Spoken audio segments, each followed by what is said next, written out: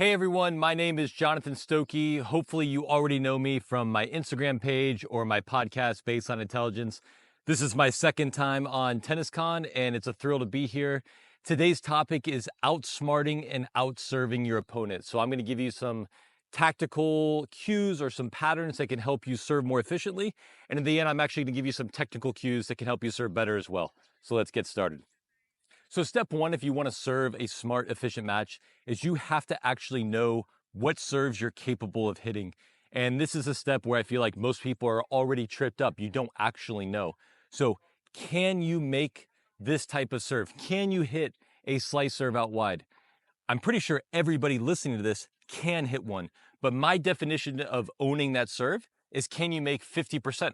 So if you can make the serve 30% of the time, that's not a viable option for you today. That's not in the catalog. You can't use that at any score. You don't own it. You have to get better. So can you hit a slice out wide? And can you hit a slice down the tee?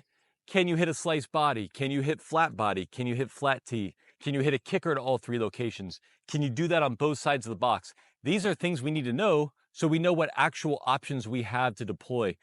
The other thing that really factors into what you can do is how quality is your second serve. Just a side note, I would always practice your second serve first. Nate Lamich just came on my podcast. He said he does the same thing as well. But a really good quality, consistent second serve frees you up on your first serve and gives you more options. So if your second serve is unreliable, it's either not going in the court or people are crushing it, then your serve strategy is going to have to be based on making more first serves.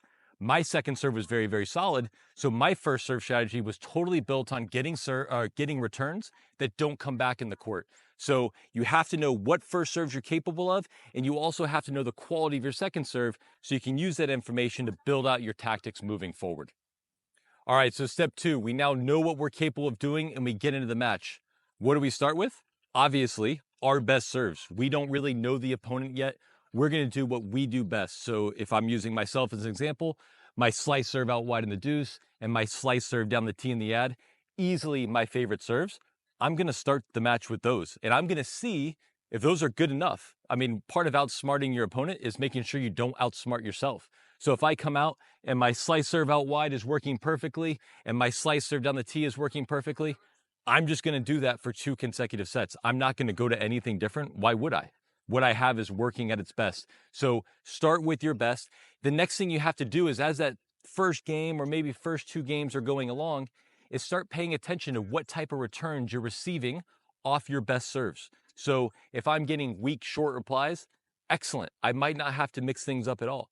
If I'm going wide and they're ripping balls deep middle or stepping in and looking confident, now I already know that, hey, my best serve could be enough, but I'm probably going to have to mix things up as well. So early on, you start with your best serves, and the most important thing is you really pay attention to what you are receiving. Even if you're losing a point, but you're receiving a very weak return, that means your serve is probably already on the right track. If you're winning a point, but the return is very quality, then we already know we might need to be mixing things up. Now, step 2 is a very simple step, and honestly, most of the time, if you're playing someone around your level, you can't just come out and try your best serve for 2 straight sets and have it work. It's not really how tennis works when you're playing a competitive match. So we have to start using patterns, and this is the fun part. So the number one thing that I think of when I'm using a pattern is the score, okay? So when the score is close or I am down, I tend to mostly hit my favorite serve. So 0-0, love 30, 15-40. There's a very good chance I'm going to hit my slice serve out wide. Now, I'm not going to do that all the time on those scores, because if I'm playing someone who's just as smart as I am, they're going to know that. So I might do it 80% of the time. So if you're watching one of my matches, on 80% of the 15-40 points, I'm serving out wide. On 20%, I'm probably serving tee. But when the score is very valuable and important to me, I'm still probably going to go with my best. Now, when the score is not that valuable to me, so maybe I'm up 40-15, I've got 2 game points, and even if I lose those 2, I'm still at deuce. So that 40-15 point is not as valuable. That is where I will go to my second best serve. So in this case, that would be my flat tee. And I'm going to do that to mix it up, make my primary serve even more effective. But even if I were to miss that flat tee serve and lose the point, I've got a 40-30, and now I've got them guessing. I will say this, even at Duke, when we were choosing serve strategies for our players, I think you will be stunned at how little your opponent pays attention to things. So you might go, well, it's so obvious. Every time you're up in the score, you go for your second favorite, you go tee, and every time you're down, you go wide. I found most people didn't pay attention to that. The second thing that you really need to understand is all it takes is one pattern breaker to make someone think that anything is possible. So if I walk up into a match and I go wide, wide, wide, wide, 4 times in the deuce, and the 5th time I go big down the tee, for that 6th point, I guarantee that person over there is going, hey, he might go tee or wide. The reality is I have served you wide 80% of the time. If I was over there, I'd go, hey, I know he's gone tee once, but he basically only goes wide. Once you do a pattern breaker, people kind of think everything is back on the table. So all it takes is one against the grain to kind of reset their mind. So one thing I used to do, an example of how I would use the score, is early in the match, let's say I was up 40 love, maybe occasionally a 30-15, I would walk up, I would start about here, and right before I served, I would take a small step to my left, and then I would hit a kick serve out wide, okay? A kick serve out wide was not my best play, but the score was in my favor. I was up.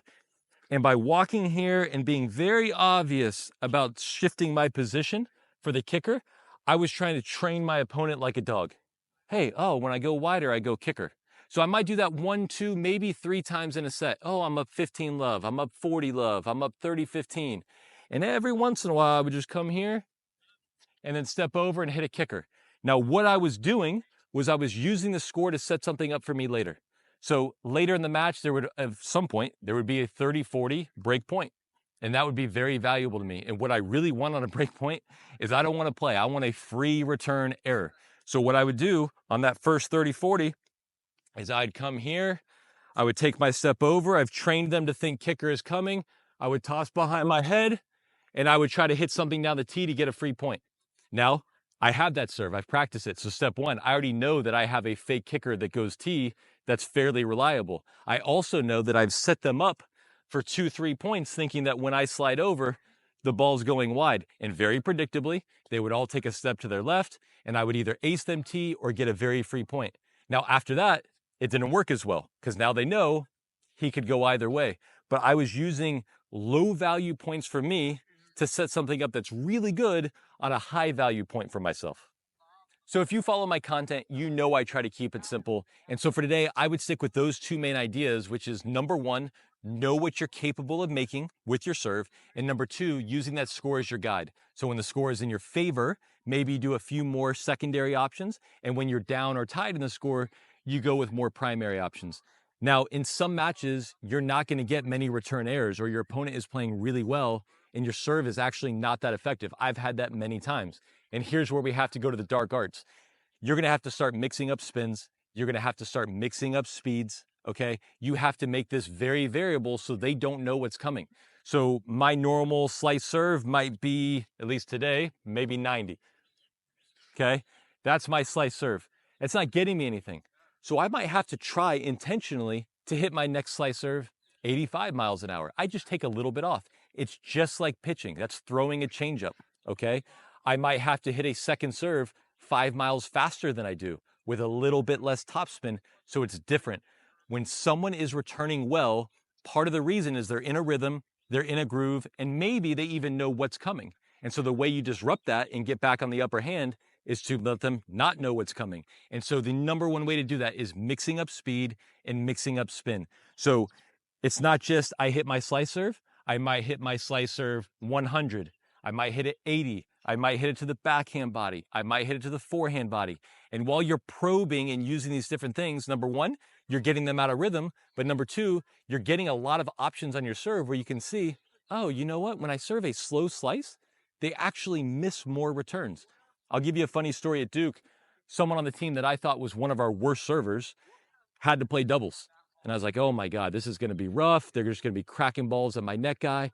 And he actually generated the most unreturned serves out of anybody in that duel match. Now, his serve was really slow. It was really predictable, but people came up and overhit and actually missed a ton. So sometimes people actually struggle with slower serves than faster serves. So mix up your spins, mix up your speeds, and keep it very variable if you're struggling to get those return errors or short balls. So that wraps up the outsmarting part of this lesson. Now we're going to talk about out serving. And so I'm going to give you a couple technical cues. And if you know me and you follow my stuff, you know I am very passionate about your toss. If you don't have a good toss, you can't serve well. And the most efficient toss is tossing only slightly higher than you can fully extend. And that's for a few reasons. Number one, if I had to toss 10 feet in the air and hit a target, that's going to be a lot harder than tossing 1 foot and hitting that same target. So the lower I make my toss, the easier it is for that toss to be consistent. Now, when I say a lower toss, I have already said once, slightly higher than you can fully extend. Okay, so when I jump, I need to make sure that my toss is at least higher than my sweet spot. Now, if you can do it like Casper Ruud or Nick Kyrgios and toss perfectly to that spot, that's incredible. That's awesome for you. You're going to have a great serve. A lot of pros let it drop 12 to 18 inches. Rafa has a really good toss. The ball definitely drops some. Then you'll see other pros that have a huge drop. You can do it that way. It's just more difficult. And I think when you watch the worst servers on tour, generally speaking, they have very high tosses. The other thing I want you to understand about the high versus lower toss is it's much more difficult to hit the ball in the sweet spot. So I want you to visualize someone has hit a really, really high lob to you, and now I ask you to take that overhead out of the air. Do you think that shot's easy? Probably not. You know why? One main reason is that ball is dropping quickly and it is passing through your racket so fast, you have to time it incredibly well to hit that clean. Most people will let the ball bounce, and one of the main reasons is because now that ball will be dropping more slowly and it's easier to hit clean. Now, a serve toss is not that drastic of an example, but the same concept applies. The higher you toss, the faster it's dropping and the harder it is to time. The last thing I want to say, the most illogical argument I get against this is people say it's easier for me to toss low because I'm tall. Doesn't matter how high or low I toss, the highest I can ever reach is here. So if I toss really high, I'm going to have to let the ball drop to here. If I toss super efficiently, I'm still going to make contact in the same spot. So whether you are 5'2" or 6'2", the same rule applies. You want to toss just slightly higher than you are fully capable of reaching up. So again, for me, I don't know if you watch this in slow motion, how much does my toss actually drop? I don't know, but it's very easy for me to hit the ball clean. I know none of those went in, haven't practiced serves today, but it's very easy for me to be consistent and hit the ball clean and get my toss in a similar spot. And very last thing on that low toss, if you're used to tossing high and you actually decide you're going to give my advice a chance, and when I say a chance, I mean more than just 5 serves in your next practice, I mean like a month or 2, you are going to feel rushed, because if you toss the ball high and you're used to having a motion that meets your toss, when you toss a little bit lower, you're going to have to speed up your motion and you're going to go, I don't like that. That feels rushed. When you change things at first, it always feels uncomfortable. And I totally understand that idea of being rushed. But if you were to throw a ball, you would let it go right away. You wouldn't have a long pause. And the same thing applies for your serve. So I would love for you to open up your mind a little bit, be willing to lower that toss. I think you'll find your toss gets more consistent. Your sweet spot contact gets more consistent. Your opponent can't read it because your toss is lower, so there's less to read. There are so many benefits of tossing just higher than you can reach. The only downside is it's different than what you currently do, and it's going to be uncomfortable at first. So I highly recommend you look into this one. All right, last serving tip. This one's a little outside the box, but I found when I was at Duke as a player, I actually got really good with my accuracy when in the summer, I was feeding people returns from 3/4 court. So I might be serving to a 14-year-old girl and I would serve from half court. My coach at the time, who was my boss, would put the top of a drink bottle, a little bottle cap on the court, and he would say, hey, if you hit it, I'll go buy you a drink. So I'm aiming for a very small target. I'm hitting a half serve, but I'm doing it from up in the court. So from today, I'll do it from the service box. But one drill that just really helped me was starting with my racket in the halfway position. I wasn't using my legs. I wasn't rotating a ton. I was just trying to use my hand to feel location. So when I'm serving out wide, I'm going right here, right? I'm trying to get my toss in the same spot, and I'm just getting the feeling of getting around the ball, right? So my hand is in the same spot every time. It's not a full serve. I understand that. But what you are training is that feeling in your hand and controlling where the ball goes wide or tee and feeling that every time without the pressure of trying to make a serve, without the pressure of a full motion. You are just training your hand. And so I used to come back to Duke after summers of teaching, and my serve location was absolutely on fire. And I started to go, is it because I just hit 10,000 serves this summer from here? I almost never practiced in the summer. This was my primary serve practice. And when I came back, I had such a good feeling in my hand and knew exactly where to be for that location. So I don't recommend that this is your number one thing in serve practice. Maybe you only do 20 of these a day before you step back to the baseline and practice your real serve. But this is a drill that I found really helped my location and my accuracy. So maybe one day you come out here and you hit 20 wide serves like I just did. Maybe the next day you come out and practice your 20T. Maybe if you have more time, you can do both in the same day so you can get a very good feel and a contrast for what those two serves feel like. But I would highly recommend you using that time. Hit a few half serves. Remember, half swing and just using your hand, but I think you'll find you get way more accurate. All right, so just a very quick recap. Number one, the most important thing is you have to know what you are capable of doing. What serves do you own? If you can't make it 50% of the time, I got bad news for you. You don't own it. You also have to know how quality your second serve is. If you have a quality second serve, your strategy on the first serve becomes generating free points and short balls. If your second serve is very weak and unreliable, your first serve strategy probably has to be built around making more first serves. The second thing we talked about was using the score, and this one is massive. When the score is close or you are down, you generally speaking want to go with your best serve. When the score is not that valuable for you, so maybe you're up 40 love, that is when you can go for the pattern breaker and use your second best serve. Again, it's not a 100% of the time thing. Maybe it's an 80-20, but let the score be a guide for what tactics you're using. The last thing, when you're playing that tough opponent and they've got great returns, we want to be variable. We want to make them uncomfortable. So when you're hitting a slice serve, maybe you intentionally take 5 miles an hour off that serve. Maybe you intentionally add extra spin so it comes off the racket slightly different. You just want to make them uncomfortable so they don't know what's coming. It makes returning much more difficult.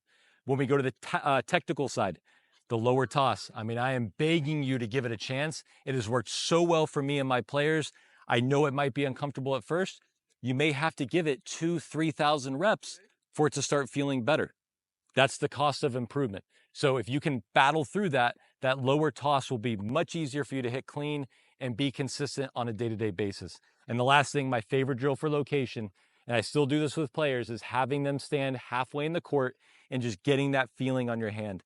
So using those technical changes for 2 or 3 months, working through the thought process of outsmarting your opponent, I think you'll be able to hold serve more often, win more matches, hopefully, and enjoy your game more. So thank you so much for following this presentation. I hope you made it all the way to the end, and I hope to be back next year.